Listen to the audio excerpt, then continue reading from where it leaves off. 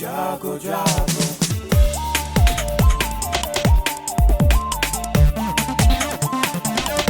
Radio जागो जागो radio जागो 90.4 FM। ये रेडियो जागो 90.4 FM है। अब आप अभय शंकर गौड़ से आज की हलचल सुनिए।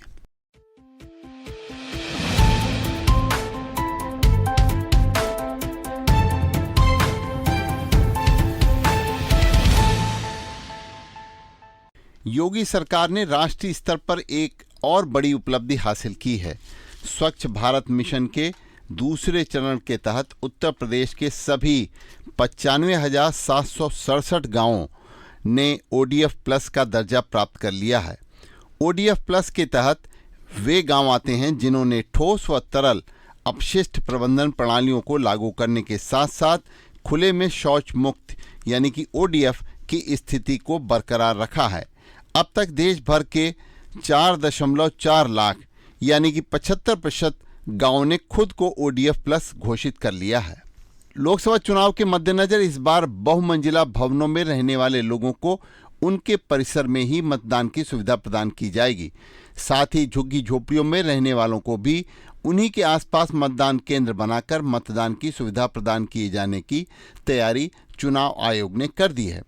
मुख्य निर्वाचन अधिकारी नवदीप रेणुआ ने राजनीतिक दलों के प्रतिनिधियों के साथ बैठक कर कल बताया कि मतदाताओं की सुविधाओं के लिए बहुमंजिला भवनों के भूतल पर मतदान केंद्र बनाए जाएंगे। 1 जनवरी 2024 तक 18 वर्ष की आयु पूरी कर चुके युवाओं के नाम भी मतदाता सूची में शामिल किए जाएंगे। बैठक में मतदाता सूची के प्रकाशन की तिथि 17 अक्टूबर से आगे बढ़ाए जाने पर भी चर्चा की गई।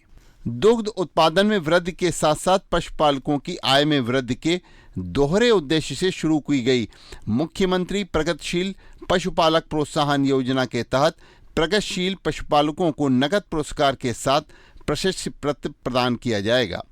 नंद बाबा दुग्ध मिशन के तहत संचालित इस योजना के तहत प्रगतिशील पशुपालकों को 10 व 15 हजार रुपये का पुरस्कार दिया जाएगा।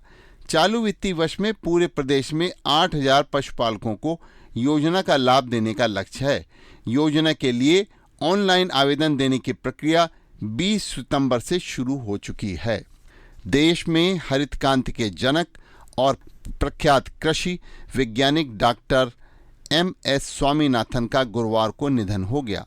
98 वर्षीय स्वामीनाथन लंबे समय से अस्वस्थ चल रहे थे। उन्होंने अपने आवास पर सुबह 11 बजे अंतिम सांस ली।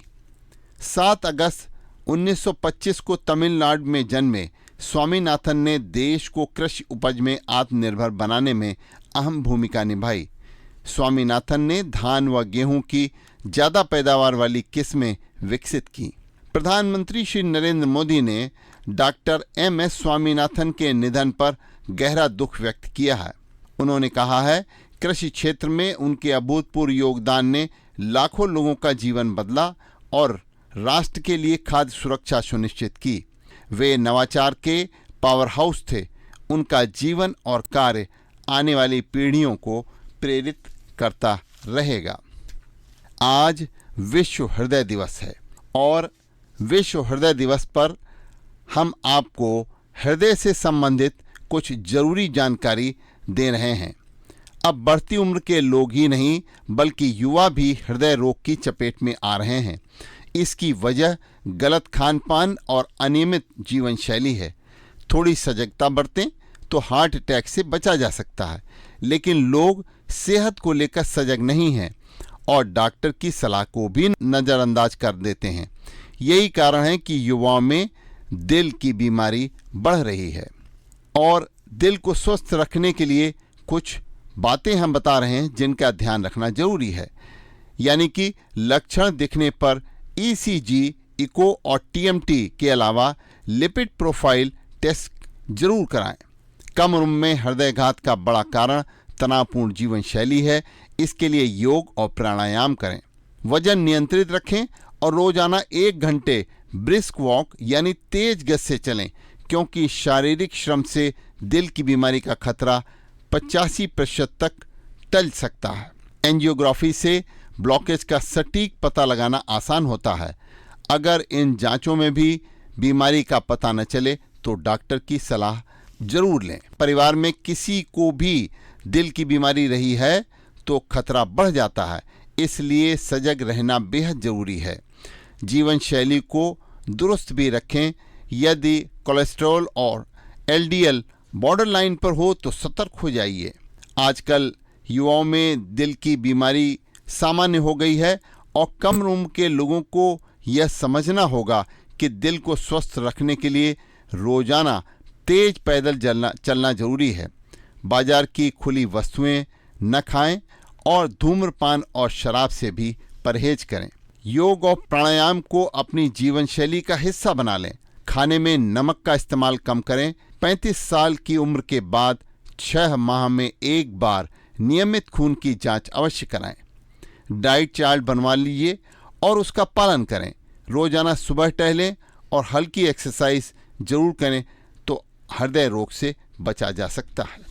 हृदय रोगियों की संख्या में हरदोई में भी तेजी से वृद्धि हो रही है और हरदोई जनपद में मेडिकल कॉलेज भी है, लेकिन जनपद में मेडिकल कॉलेज होने के बावजूद यहाँ संसाधन की बहुत कमी है।